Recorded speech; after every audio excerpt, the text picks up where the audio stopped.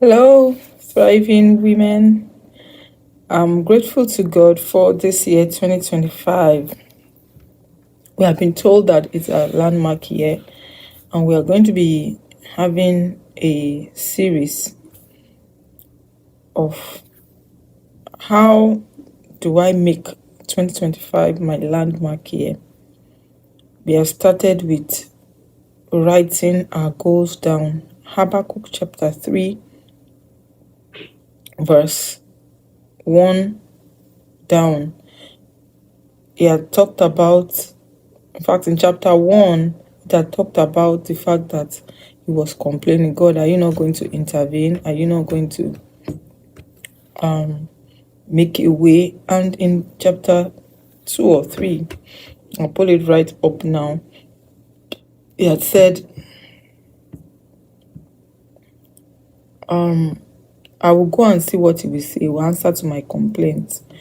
Yes, chapter 2. And the Lord had said, he said, write the vision. That's every time I go and complain to God.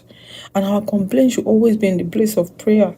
Let us make sure that we're not complaining to human beings or just go to God with your complaint. Go to God with your worries. Go to God with your challenges and everything.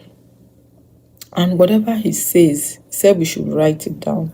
So the first thing that we are doing is your first top 10 things that you want God to do, that you know that if at the end of the year you look back and say this is my best year ever, these things would have been achieved. And so that was where we started from. And we went from there and we said we should add pictures to it. But today we are going to be talking about what price are you willing to pay for where you want to go in 2025. What price are you willing to pay? Yesterday I had made some commitments and I was about to rescind on it. I just opened my Bible.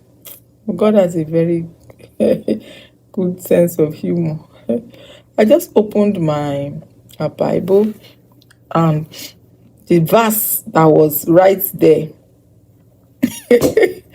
is verse 25. It says, the desire of the lazy man kills him, for his hands refuse to labor. I say, this one, it's too hard. The desire of the lazy man kills him. In fact, it wasn't even in this version. This is AKJV. Let me read it in other versions. It says, if you want too much and are too lazy to work, it could be fatal. Taking the easy way out is the habit of a lazy man, and it will be his downfall. What are we saying? In addition to writing our goals down, it's not only goals that we need to write to. We also need to write the costs. There's no free lunch in Freetown. This is our year of dominion. What price are you willing to pay for the place that you said you want to go? What changes are you willing to make? Is it to be doing the same thing and expect a different result? It's not me that said it though, but the person that said it said it's another definition of insanity. What price am I going to pay for where I want to go with God this year? In my spiritual work, what price am I willing to pay in my finances for where I want to go, in my body?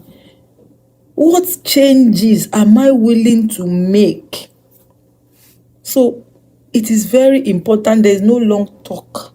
It is very, very important for me, as well as I write my top 10 for this year, I should also write my top 10 commitments.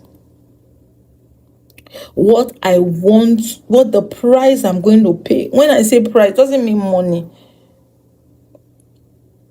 Some changes, some hard changes. And I'll share again with you. This video is not going to be too long. Close 2 Timothy chapter 2. When I saw that scripture, I just carried my bag off. There was no need for anybody to, convince you and to tell you that, rest, this. I just carried my bag. There was no need for prodding. Okay. So, you therefore, 2 Timothy 2:3, you therefore must endure hardship as a good soldier of Jesus Christ. You see, the battle to go up is, the journey to go up is a battle. You war with yourself. You tell yourself no many times. Oh, your body wants to sleep more. I said no. Because you remember that a little sleep, a little slumber, a little folding of the hands, it brings poverty. And you have told yourself, me and poverty, we don't have relationship this year. And you take yourself, you tell yourself, I am going to do this. This is when I'm going to eat. This is the amount of time I'm going to spend on and you are hard on yourself. Not on anybody. It's yourself that you will work on first. Rather than complaining, oh, he didn't do this, he didn't do that, and she didn't do this. You that you are talking, the best person to work on is yourself. You work on you. And that is where we are going to be, moving, the way God is going to move us this year. In your study, in your learn how to use the calendar. We did some tools. Maybe today I will still record some videos for us to be able to know how to use the calendar, and some AI tools that we are learning. They have to say, God, teach me to number my days. Psalm 90 verse 12, that I may apply my heart to wisdom. How can this year be my year? I must be willing to pay the price for change. I must be the first person to change. I've been studying successful people for some time. They master their minutes. And it is very important that we master our time. Don't let other people determine. Don't let things determine how your time is all you have. That is all what God has given you. And you exchange your time for things. I don't have time. I don't have time to do this. Check your calendar. How many hours you waste? When the report of my phone in every week comes, it's like, which time did I spend doing this? They say, it's counting. Computer doesn't lie. And I don't want to lie to myself this year. I think that's the last thing I'll say. You lied to me that I can get what I didn't work for. That if I am looking at a result, there must be something I must cooperate with God. I say, who lied to me? Who lied to me that I should just fold my hands and I will just magically get to the end? I must have been lied to me. Say, whoa, you therefore must endure hardship as a good soldier of Jesus Christ. It's going to be a battle this year. I must achieve my goals. This year is my landmark year. We will pray, we will fast, we will study the word, we will read books, we will exercise, we will do all the things we need to do